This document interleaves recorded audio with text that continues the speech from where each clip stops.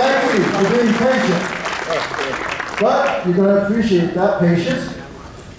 For those of you who are here early, you're all going to get a raffle ticket. So be patient, stay in your seat. All of you will get something special. Now, with no further ado, I'm going to hand it off to people on that stage. Thank you. Is it possible to maybe turn down the lights just a little? Because it is bright in our eyes. At least I don't have to bother you guys with it, me. If I can adjust the light. Technology, I had no idea. Okay, I'm gonna make a brief introduction, and I'm gonna hand it off to everybody else. This is the Wildstorm 30th anniversary panel. Thank you very much for coming. I think pretty much 2/3 of the people need no introduction. 2/3. Wait, we're going. You're not going to say which. Other third. The other third. Name names. Okay, so down at the end is John Lee, who is the former president of Wildstorm.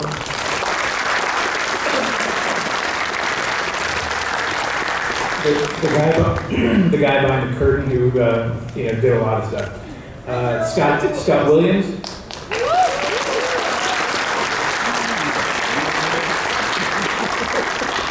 I'm sorry, what was your name again? Okay, that's Jim Lee.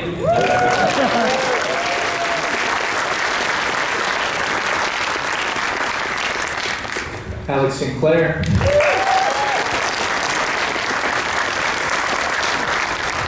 My name is Scott Dungier.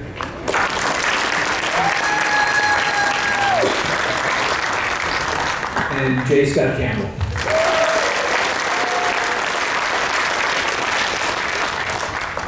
And also, one last thing, some raffle tickets are being handed out.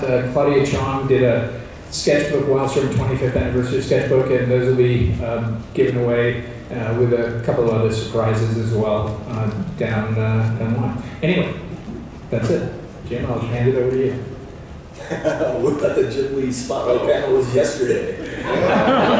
Okay. Wait, Scott, what are you here for?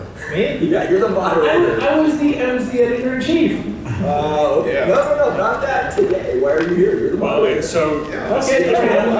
This is your show. I've got nothing for you guys. All right. I'm all signed up. All right. wait, Jim. This is literally how we ran the company. And you'll notice we started late, so that's Wildstorm. All right. So let me just give you a little backstory. Obviously, I know Scott from the days I worked at Marvel. He started me on Punisher War Journal X-Men. He lived in San Diego. I'd always wanted to work in an art studio together. Will Spertasio. He COVID. He doesn't have COVID, but he doesn't want to get COVID. Oh, okay. Probably the smartest guy here. This is the smartest guy not I think I'm almost over the contagious period, guys. So anyway, not making light of it. Yeah, so Scott and Will lived in San Diego. I said, well, why do you move down here? And so I moved down here. And so Wildstorm really started as an art studio of 3 people renting a 1-bedroom apartment in Mira Mesa off Zapata Avenue. He still remembers the Anyone name. here from San Diego?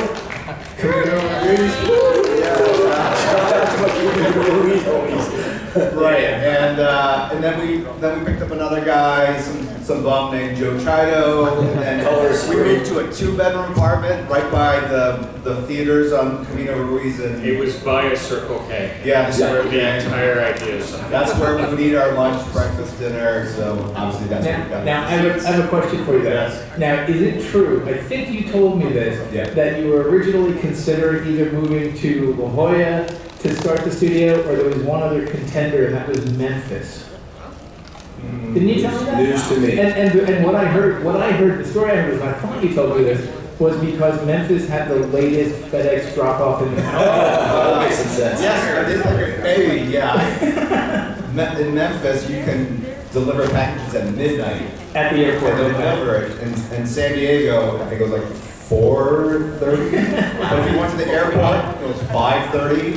And believe me, those last final few minutes made all the difference in the world. So I can see that being a serious consideration. And I have memories of Welsh Potassium as like a Nissan, I don't know. So What was it? Yeah. and he would just drive like a maniac, and we'd be in the car with the pages, Finishing them. like X-Men pages, like In the drawing them, because we want to just give you the very best effort. And then we get there, drop a page in the box, and ship it off, and make that deadline. But anyway, so I'm just giving you kind of the timeline of how this all happened. So that we had a 2-bedroom apartment, and then when Image started, I realized I needed to bring someone in with some brains and some business acumen, and that's when I hired John. He was my second hire in the company, and then we moved into a 2,000 square foot office space off Mira Mesa and Highway 15.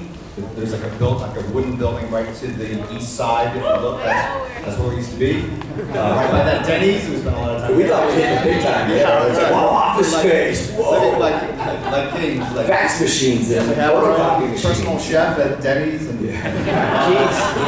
Keith. and then we wanted to expand the line, and so I think the next hire might have been Jeff or Scott. I think it was Brett. Brett might have been first. Yeah, but he's not here. Oh, No, I'm just going. I'm not gonna be every employee.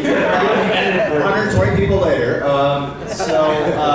So we wanted to expand the line. So I put it like, and no one from Marvel wanted to jump ship with us. So we had to find new people that we could forge and we put out an ad in the comic books, and people. And this is before the internet, so people had to mail in packages of art. And there was a package from Jeff or from Scott, and it was fantastic work. And we hired him, and his grandparents drove him out to U-Haul and helped him unpack all this stuff. And this is the early days. Like, we didn't know that you could hire people to do this kind of stuff. We just assumed we had to do everything. And we were unpacking like all this Playboy magazine, Reference material. It's really professional in nature. Artistic reference, folks. It paid off too. So then, and then Scott, I think maybe you were the next hire. I came up with you. Oh, you came right after Jeff. We need someone to color the comics, and Alex. I think we made the San Diego Comic Con. I did the talent search too. You did the talent search too? Wow. Okay. I didn't know we were looking for colors in the talent search, but so we found Alex, and we were working off of old Apple FX computers. You guys are too young, right? You would draw a line, and then you'd wait 3 seconds, and the line would appear on the screen. That's how we color computers, because we love creating comics for you guys. We would suffer like that for our hearts. And In the coloring department back then, computer colors would have 2 different screens. They would have one that they would work on, and then that would save for like 45 minutes or hours, and then they'd work on the other one. I remember it was a big deal when, in the late 90s, when the first new Star Wars movie came out, somebody, might have been Carlos, downloaded the trailer for it, and it was like 35 megs, and everyone was so excited, it took 4 hours to download. And that was Alex Sinclair, and he literally brought Wildstorm to a screeching halt. We lost all day of production. We talk about it regularly. Still. And then the last hire, at least on this panel, was Scott. Scott Duger was someone I knew for a long time. He was an art dealer in New York City.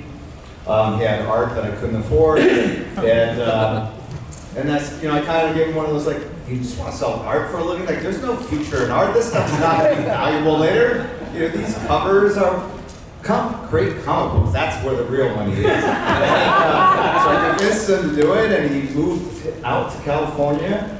I couldn't believe it, honestly, and he was, our editor-in-chief, but so many projects that we did came from his passion for storytelling and the comic medium. So that's sort of the brief history of it all. But it was great having all that technology, because I definitely remember we made comics, but then we would also do things like, we go to Vegas to celebrate someone's birthday, and then another artist like Jeff Scott Campbell wouldn't be 21, but we had a scanner, and we had a printer, and a laminator, and we had access to all these driver's licenses. I shouldn't be saying this story.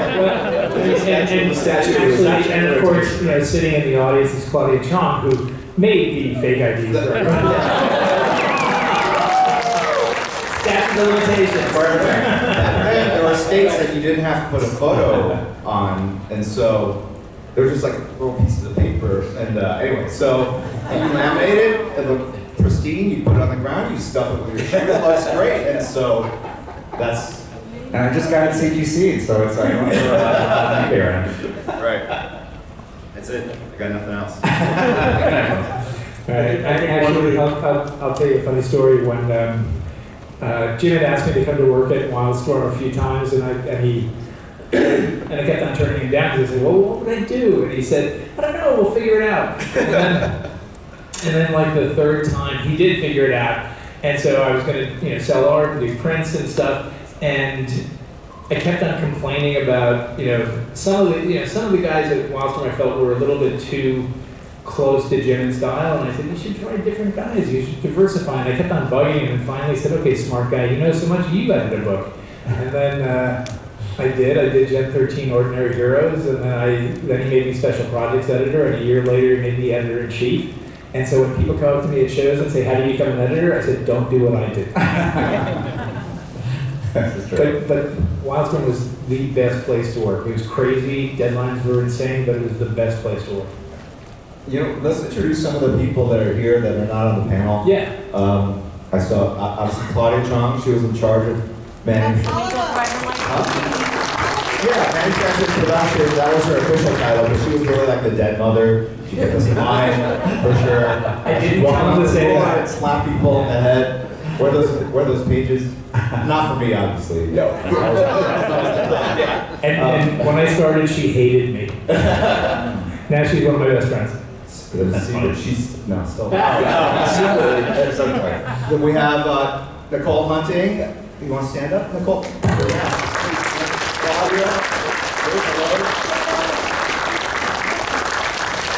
Yeah. So Nicole had the thankless job of being sort of our HR person. This is before like lawsuits and all that kind of stuff. Really, more recommendations. I don't know, but she again kept us in line and made sure that things ran properly. And like I said, like those worked, but so many of us socialized together, celebrated, played softball games together. Everyone kind of really chipped in and did all sorts of things. Like so, when we have a party, like at my house, Nicole, Claudia would come over. They would look at all the decorations I put up and go, no, and then take them all down and rearrange the whole house and make it look like I knew what I was doing. And so, thank you guys for that. Actually, they helped one of the parties. Jim decided he wanted a camel at his house, and so. Well, no, that's right. You asked me where do you find a camel, and I said the Yellow Pages, and there was exotic animals. I was gonna say that's what us old folks used to do. But then How many people in this audience even know what the Yellow Pages are? But between Claudia and Nicole that's Ryan. Is that you? I can't see it. That's Ryan Benjamin, who is one of the main artists at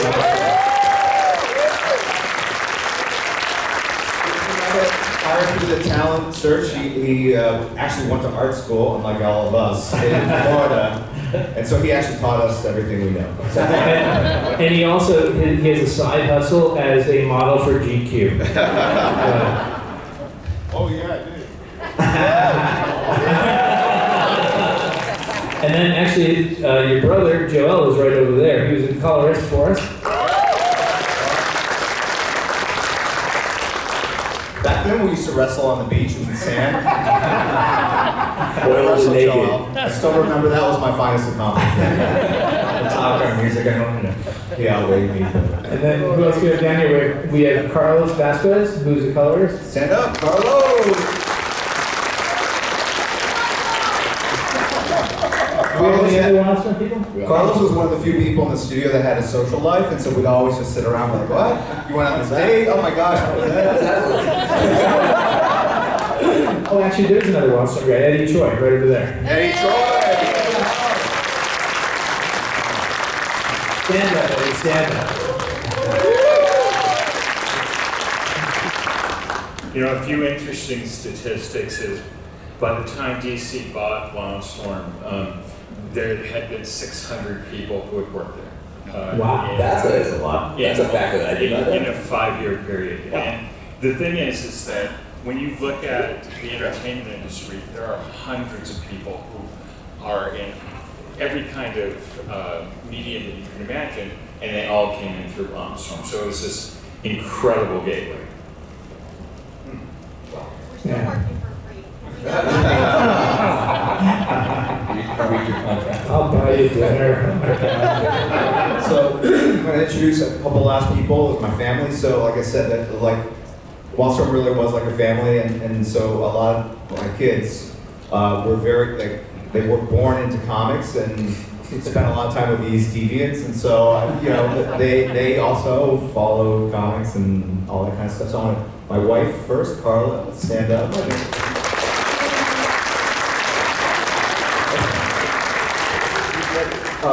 Is that Caitlin? Caitlin, please stand up. Caitlin, please. River, you want to stand up, say hi? Come on. Start moving, come on. She's a little shy. Come on. Yeah. Kelsey, stand up. I just want everyone to know that Kelsey is my favorite. All right, who else? Oh, and over there we have Lucas, I see. Lucas, please stand up. Thank you. And Mason. I only have 16 more to go. Jackson, Jackson, I see. Where are you, Jackson? I can see. Oh, you're stand up, please. So, I mean, they would come to every Comic-Con. Tyler's not here, but, you know, she was born, like, in July of '92. So she was here, like, as a baby infant. I remember carrying her in my, whatever those things, but it's a strap that you wear around your body. Baby York. Baby Jordan? Baby Jordan? Baby York. York? I don't know. I call it the baby strap. And you put the baby in there, you can walk around. And, you know, Image Comics was just starting, and we were in a suite up here meeting with like Steve Jeppy from Diamond Comics, like working out the Diamond distribution deal, and I had this, you know, from his point of view, he must have thought we were insane, because I'm here with like a 2-week-old baby trying to rock it from like crying, walking around pacing around the room. Todd McFarlane is shirtless, topless. I don't know why. And then Bob Liefeld jumping up and down on a bed, like oh my God. Tom Cruise. Yeah. And I'm like, how did we ever survive? Yeah, good times. By the way, one more child of one of us is Christian over there, John Dee's son. Oh, there you go. Stand up.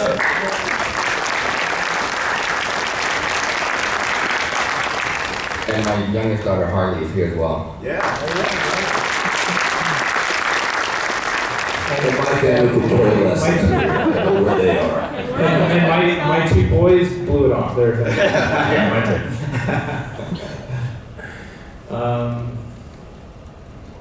Wow, this is an uncomfortable silence. Actually, let me tell you a funny story about Jeff Campbell. By the way, his name is J. Scott Campbell, and everybody from his home calls him Scott, but when he moved out here, there were too many Scotts, so Jim told him he had to be Jeff. It's Jim's fault. I don't know. You know, Oh, that's not true. Scott, make sure everyone calls it. That sounds like a meeting that we had. No, but It's makes a good story. But somebody used to be an art dealer, and I lived in New York, and when Jeff, I still call him Jeff, Jim calls him Scott. When Jim called me up, and he was really excited because he got the samples from Jeff, and also he started doing Gen 13, and he said, you got to see this stuff. He's great, and he sent me faxes, and I remember the faxes came over, and the stuff was editorial genius. I called Jim back to it. Man, I don't know what you see in this guy. Well, you weren't wrong. That usually gets a bigger laugh. Sorry. Well, here's the thing though, like to this day, if he gives me a compliment on something, I know it's legit because he tells it like it is. Right? And he'll occasionally go, not your best work. And he'll go, you know what, when he tells me it is, I know it's for real. That's probably because of that story, because he's always been that way. So. Or when you pitch Scott an idea, he'll go, maybe. That's what I told Alan Moore. Yeah, it's true. You know, it was a great place because we literally just did everything. We made superhero comics, we made super highbrow comics, we made video games. Jim collectible card game. Oh, right, yeah. There's a guy that's like obsessed with them. I don't know if he's here. There's a guy. There's one guy. It was That's you? Are you Wildstorm CCG? Wow. No, you're the other obsessed guy. There's two of them. Yeah. I saw that for you just this morning. But you know, Jim and Scott and Claudia and Ryan all were very involved in all the narrative design and the creative development for the DCMMO, which is now a 12-year-old game. It's going strong. And then he completely forgets having done this, but Jim pretty much did the creative development for the Arkham video game franchises. So, just as a side hustle doing, you know. Yeah. Well, because I remember one time we, Jim took the year off, and he only drew 120 pieces of artwork that year. When I worked at Marvel, though, I did like 270 pages. Like an average? No, I counted that. Yeah. I had it counted because I wrote them. That's less than a page a day. Yeah, it's less than a page a day. It's awful. Why would you brag about that? No, this is how I got a raise from like $75 a page to $80 a page. I wrote a letter and I said, you're a little bit large then. I was like, I literally wrote, this is how many pages I produced for you last year. I'm like super productive. I feel like I deserve a bump of $5 a page. They gave me $2.50, so it wasn't. They gave me the rest. So that's how you do it. I thought the comic book rule was a page a day, 7 days a week. You need to be pumping out 365 pages. When I worked on the X-Men, it was like 2 weeks off. That's so much fun. Life was great. And then 2 weeks of insanity of just staying up all night, just crying. Yeah, you thought the X-Men were happening on a monthly basis. And you got them on a monthly basis, but they were drawn in the final 2 weeks prior to the previous months. Oh, and the other thing is that the shortest amount of time that it takes to do an X-Men comic book is 3 days. No. Now you're exaggerating. It was about 7 or 8 days. It was 9 days. 9 days? Okay. 9 days. So we did issue 267. 267, we did that book in 9 days. Yeah. But it was Wills, me, and Scott, and we all played to our strengths, so I managed them. I was the fastest doing layouts. Wills was fastest at like rendering figures, and Scott was the inker. And I would ink the backgrounds, and so we were all working on different pages at the same time. And then sometimes towards the end, we cut pages in half so we could work on the same pages at the same time. And then we taped them together. Make sure the top half was on the top and the bottom half was on the bottom, and we knocked that book out in 9 days. And it's not even terrible. It's not a terrible looking issue. It's got a lot of energy to it. No, it's a little rough. Yeah, but that's okay. Yeah, there's a lot of Sharpie in that one. Yeah, we were just Sharpie marker, not professional. It bleeds. Wow. So, but yeah, it got done, and we got the gig after that. Well, that was the crazy thing too, because I was 19 when I got hired. Oh yeah. So to me already, because at that point, summer vacation seems like it goes forever. When all those memories are still there, where time seems longer in the expanse. Of course, now it seems like you blink and 5 years go by. Because I think we're at now, but at the time I got in there, there would be piles of the old X-Men pages by the Xerox machine, like Xeroxes of them. And to me, that was like ancient history art. I was like, oh, those are those books I was looking at when I was like trying to get into comics. And now I'm at the studio, and they were probably sitting there probably the whole year. But now to me, it's like this historical document, like sitting there kind of, and to be able to like look at these Xeroxes of half-finished pages and like kind of study what they were doing and seeing the construction of it. I kind of felt like I would say the first year I was there, I almost feel like it was like getting information like a fire hose, like in your face, kind of. I was probably learning at the fastest rate I think I'd ever learned art, because you could just go to everybody's station and see Mark Silvestri in particular would pin up all of his pages like on a wall, and they'd all be in different stages of like being completed, and just sort of seeing it kind of demystified like that in a good way. You know, you kind of put all these guys on a pedestal, but that's not how you learn. You got to kind of see the nuts and bolts of it being put together. And I just remember like just taking it all in, going like, I didn't go to art college, but I felt like this was like the best art college ever, because it was just like, these were the masters at their game, and it was just inspiring every day. And you were intimidated, but at the same time, like I said, just like downloading information at an incredible rate. Like I said, I think that people even said, like with my Gen 13 comic, when it came from issue 1 to issue 5, if you put those 2 issues together, people often say, those look like they're drawn by 2 different people. And I totally agree, because again, the information was being just regurgitated so fast that I just felt like I was just changing my style like day to day, just because of the amount of talent that was around. It was a very cool time. And again, this studio was just like an office space. It wasn't anything glamorous, but I have the most fond memories of this place, because it was just like, you know, like Jim would oftentimes, we'd be sitting just in a bullpen, and Jim would just pull up and like start drawing pages like with us, like we got music playing. It was just like so like chill, and I mean that was the greatest thing about it. It was not anything like crazy impressive. We were just like, it was just a bunch of dudes sitting around drawing cool shit all the time. Well, you know, one thing people. Let me just.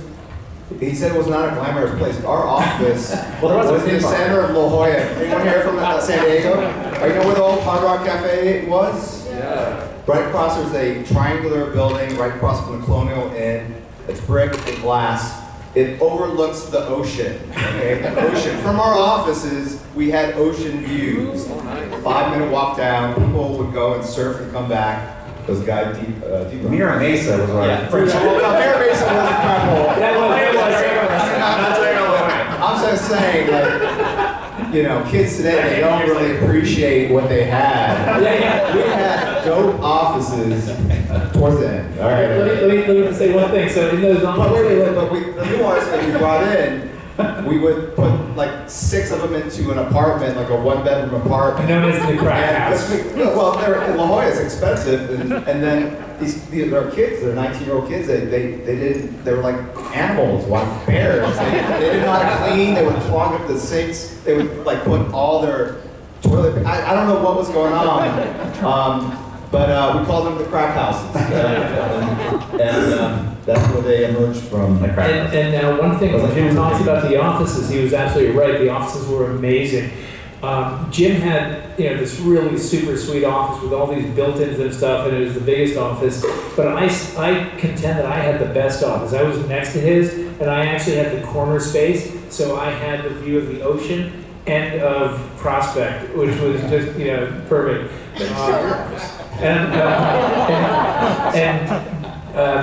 As far as all the different artists and sort of the camaraderie, everybody did sort of compete with each other. I mean, you could see like Jeff would, he grew as an artist so quickly and became, I look back at his stuff at Wildstorm. At that point, I said, wow, this stuff is great, and his work is so much better now. But the guy who really, I think, blew everybody away. Me? Okay.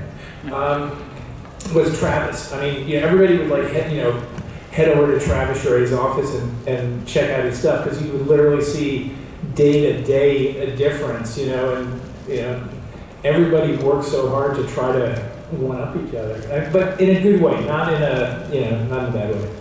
Yeah, I agree. So very quickly, I just realized if you don't know anything about Wildstorm, so it started out as artists, and then as we started publishing our own comics, we brought in editors, we brought in production people, human resources, business managers. And most of these people didn't know anything about comics, which was great because they actually had real lives and they had a different perspective, and it really balanced out the studio in terms of like personalities and points of view. So just imagine like 50 people like that in this office space in the middle of La Jolla producing comics. It was pretty fun. Hey, now we sorry to interrupt, but we do have a limited time, so we're going to start doing a couple of giveaways. The first one, Alex Sinclair brought these, donated these, and he and Jim signed them the convention bags, so they're both signed. So Claudia, you want to bring up the tickets and you want to sign? You want to pick them, or actually let Jim pick them. Do you guys want to take any questions while we're sort of Sure. Yeah, one of the things I was going to add to what Jeff and Scott were talking about is that environment with all the artists all around you was such a great way to grow as an artist. I think even you came in on your worst day and you weren't motivated, all you had to do was walk around the halls and see what everybody was working on. But it would just like light you up. Yeah. I think that working in that studio environment was so productive and inspirational. And we have 4025. Also, too, I think, I mean, the La Jolla offices were pretty breathtaking, but I think something about the Near Mesa one, just because we couldn't segment off and we had to be sort of like together, I think, and we didn't complain because we thought it was like the greatest thing. Yeah, we had nowhere else to go. Yeah, we had like a big ping pong table, so I remember the ping we pong would table. draw and then play hours of ping pong and then draw for 15 minutes, hours of ping pong. But that was the old offices. Then we upgraded to a Defender machine at the new office. And what was that big giant Virtual Fighter. Virtual Fighter. Are that you? All right. Yeah. Congratulations. John did a Sega licensing deal for us, and he said, "What do you want?" And I said, "I want a big virtual video game. You know, like the kind you sit down on and put the coins in. Two people sit side by side and play. That's what I want from the deal." And John said, "You're insane." So just as an aside, Wildstorm owned the global trademark to the word mall because of the character. And so we got this call from Lucasfilm and they're like, hey, so we kind of have this minor character in this upcoming movie that overlaps with mall and we're wondering if you'd let us use it. And so we ended up making this deal where they would, and he had to ask them to actually stop. But at one point, we had 2 of everything made for Phantom Menace being sent to us as comics. Oh my God! Oh, Wow. that was, yeah. So their little known character, Darth Maul. Do you mind sharing the trademark because we had trademarked it because of the Wildcats cartoon around the world? I said, sure. I love the Star Wars franchise, but we want 2 of every Phantom Menace toy that you make because they're gonna be worth millions someday. And I stored those in storage for like 15 years. I think about $75,000. And then when I finally got them out of storage, I like looked up the prices on eBay, and they were cheaper on eBay than I wanted. And then so. Now here's a funny story. I was like the worst businessman ever. Yeah, right. So Jim and the Jim drew some like I don't know Nikes or something in an early issue of Wildcats, and so whoever it was sent him a Reeboks. Oh, Reebok sent him some He shoes. was wearing Reeboks when he was like dunking the And so Reebok sent him the shoes, and so you'll notice shortly thereafter in Wildcats, Jim was drawing a lot of Ferraris.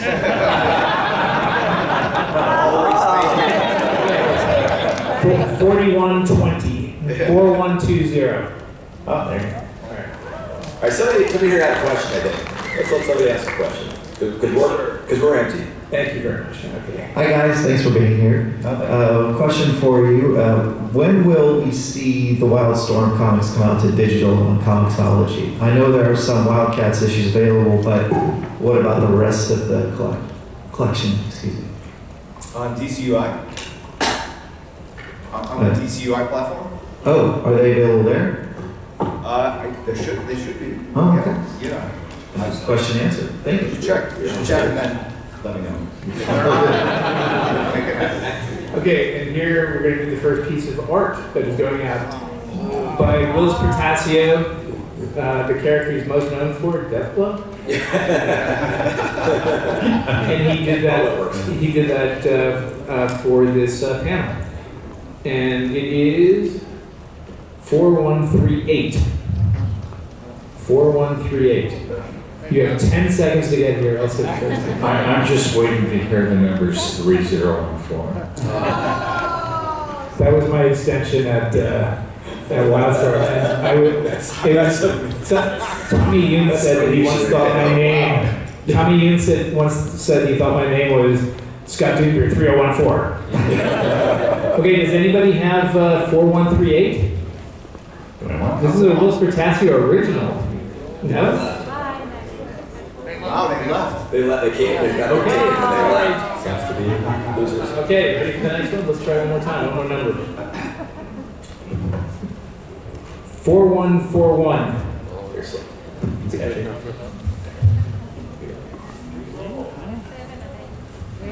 Really? Who passed out these I'll take tickets? it. Claudia. Who did? Do you have that one for? 4141. Okay, going Maybe once. you should ask a trivia question. Going twice. Someone's waving over. You gotta get up. You gotta, oh, she wants it. Oh, Okay, one more. Let's try one more.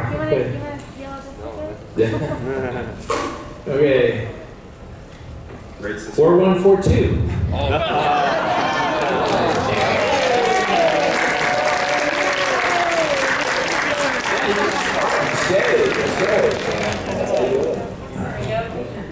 All right, awesome. There you go.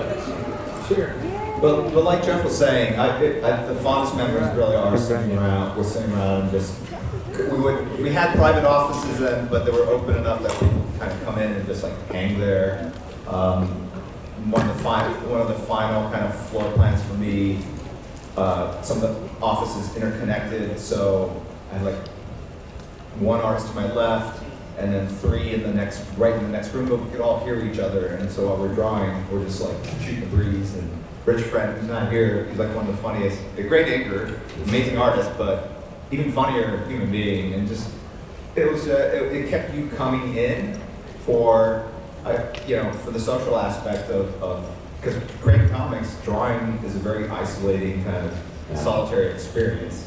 And so having that camaraderie, having that feedback, the battle talk, of seeing other people and knowing and them kind of pushing you because they were producing great work was a great motivator and inspiration for many. It's a great example of having a collaborative studio environment. That if any of you are creators, if you can get space to work with friends, it makes the work just much more enjoyable. No, you hit on an actually interesting thing too, because I think obviously post-pandemic, it seems like creatives, I've noticed, there's more of a gravitation to now want to work from home, and I get it, you don't have to drive in, all that kind of stuff.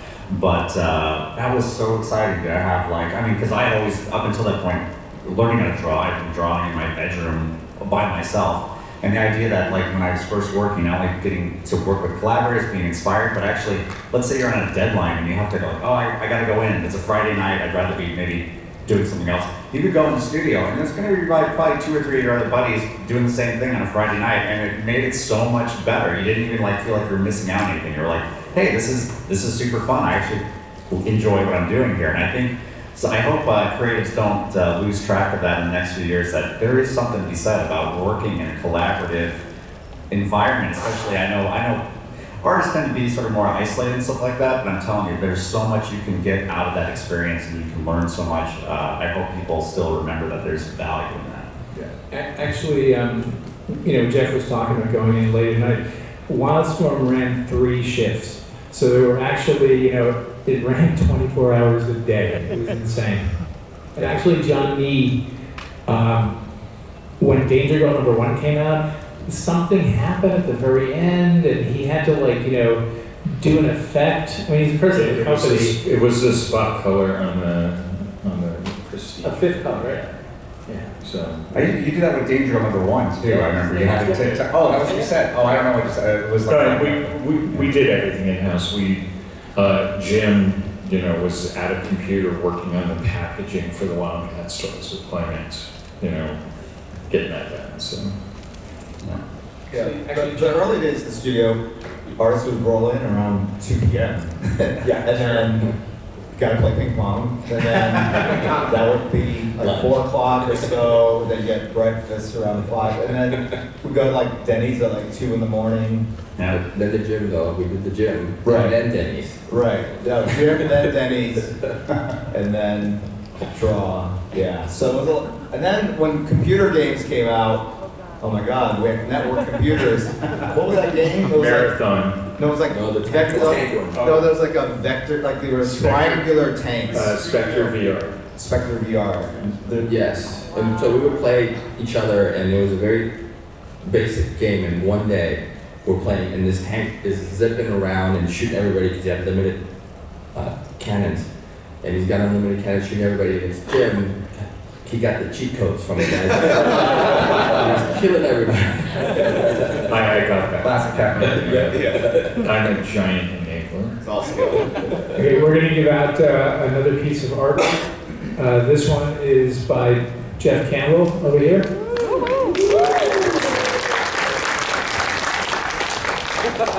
Fairchild from Gen 13. Okay.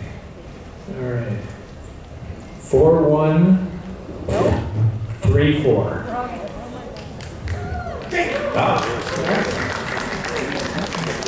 Congrats, right? And that's with really crumbly hotel lighting. Maybe it's a hotel. Let's just say it's the lighting is as much to be desired. Oh, that's it. Very good. Let's take the next question while we're. Enjoy, definitely. I just wanted to say thank you for that.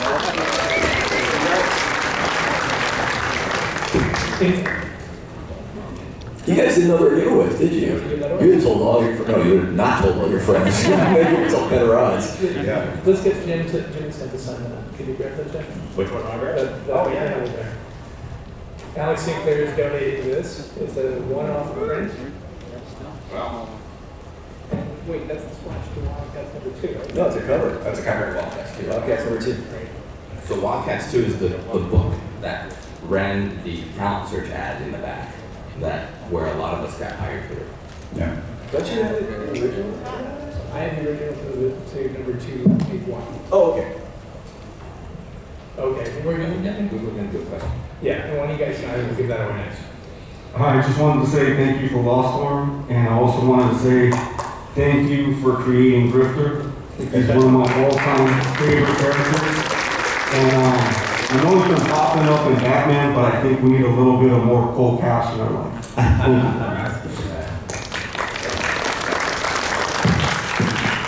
you. You know, I've noticed sometimes on Twitter, which is a bastion of truth, of knowledge. Someone said like I was forcing to put Grifter in the DCU. And it's actually all Ben Abernathy. He's obviously, he worked at Wildstorm, but he loves the character and he saw the creative opportunities. So I just want to give credit where credit is due. And we're going to give away that print, that beautiful print that Alex Sinclair just gave to some lucky person, and he's going to read off the number. 4104. And next question? Oh, working so well together for so many years and being passionate about what you do, what storyline did you guys have the most creative differences on? 4104, anybody? No? Okay.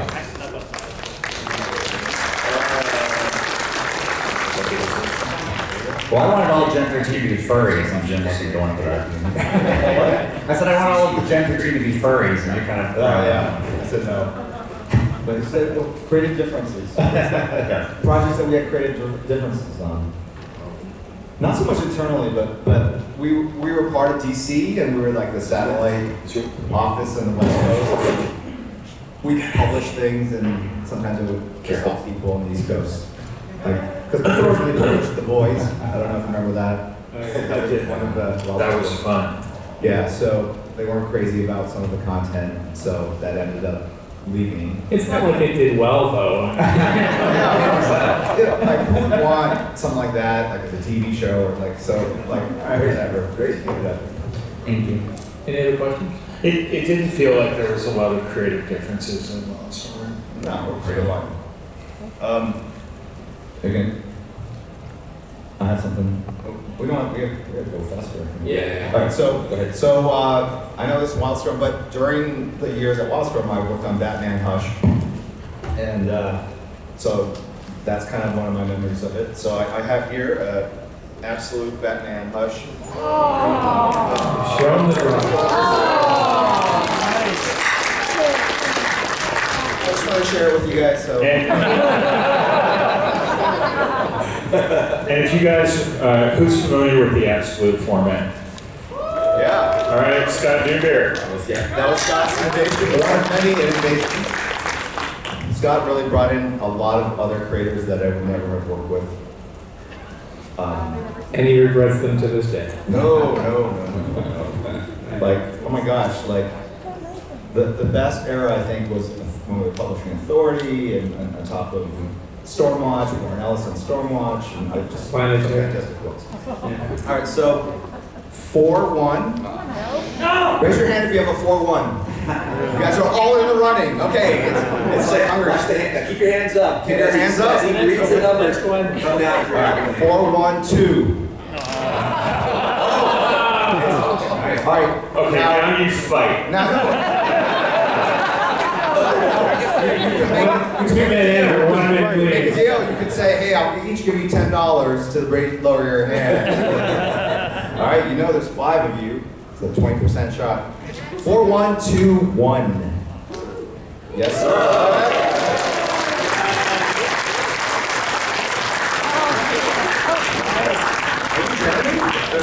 Oh, I know you. It's an inside job. This is not rigged.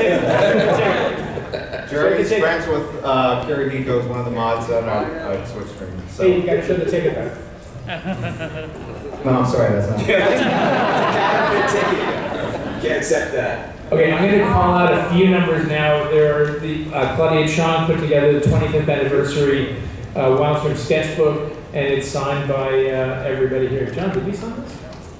Yeah. Okay, good. God, I feel like you gotta get this. This guy's got a Gen 13 vintage t-shirt on. Come on now, come on now. Okay, so I'm going to read off a few numbers. 4123. I'm going to read them fast. 4123, 4166, 4127, 4006, and 4027. What do you got? 4123. Here you go. Signed by everybody up here. There you go. Next. Yeah, sure. Go ahead. Yeah, just memories of bringing the Wildstorm books to Comic-Con. Here you go. Thanks, Claudia Chong. Okay, yes. All right. 40. Okay. While we're waiting, Thank you. you want me to plug your auction? So there is a art auction for you art collectors. Here you go. To benefit the Combo Legal Defense Fund. The Legal Defense Fund basically helps retailers combat aggressive prosecutors in areas where they prohibit certain books from being published or sold. And so I did this piece of, my wife thought it was Robert Pattinson, but it's a Sandman. No, it is Sandman. Yeah, and Neil Gaiman wrote a very nice quote from one of his books, so it's a collaboration between me and Neil. And the show is going to be on Netflix August 5th, plug. And the auction is tonight at 8 o'clock, where? Hilton Bayfront. The Hilton Bayfront, the hotel that's down that way. So here you go, here you go, Eddie, please get that. And maybe put that auction together. All right, session gets basically just memories of coming to Comic-Con with Wildstorm and the first signings and books. Memories of Wildstorm books at Comic-Con. Like anything come to mind? I'm not sure what that means. I have a memory about I guess if any of you guys have seen that giant jam poster that we did. I think we started that 10 days before Comic-Con, and I in the studio worked on it. Alex colored it. It took like 3 days to save. Is that the one with all the signatures on top? Yeah. Here's a trivia question. One of those signatures was not by the artist. Oh. I don't even know. I didn't know that. One of them was signed by an editor, Sarah Becker. Oh, I thought you were saying it was a forgery. No, because the artist wasn't around and it had to go to the printer. Are you gonna say who? Yeah, sure. Okay, who? Travis. Oh, that makes sense. Yeah. You could just lift it off of something? That's what I said later, but she didn't. They have not invented copy and paste. Kids, you don't know how lucky you have it today. Okay. This is a cover of Riddler Year One, written by Paul Dano, illustrated by Bill Sienkiewicz, and signed by Paul and Bill. Give this away as well. Yeah. So, You want to do this one? Yeah, go ahead. All right. The print goes to 4097. hey, And then we have 3 more signed sketchbooks, 4167, 4107, 4165.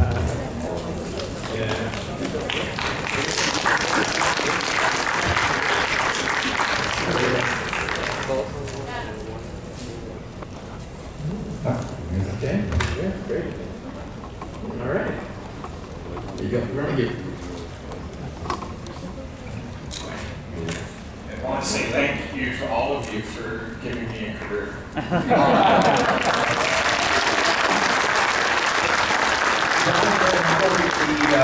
After we sold to Warner Brothers, he worked at DC Warner Brothers in business development for many years, and then he was actually the publisher at Marvel recent years pre-pandemic. So, Actually, John was instrumental in a small project there. You might have heard of it, the Lego DC movies. Things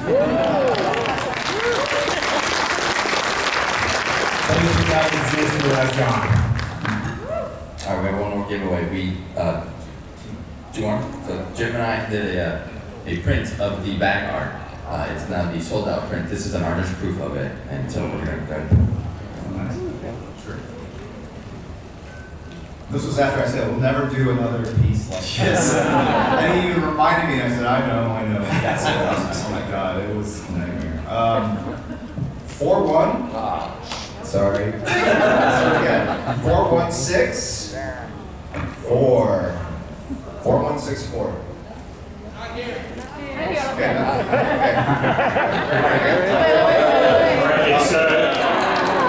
Okay. Very last one. We're at time, so everyone, thank you. I got one last one. Sorry. So this is a sketchbook, 60 for 60. If you follow me on Instagram at Jim Lee, during lockdown I drew like 60 sketches to benefit comic stores. So they're all in here. PK, one of the mods of the Twitch stream, put this all together. So it has this and it has like minor notes for every sketch. And then I illustrated a swamp thing in the front here as well. So let me just wait. Where do you get one? They're online. You can buy them. No, I have a copy for you. Yeah. I love those sketches. 4-1, 4-6. All right.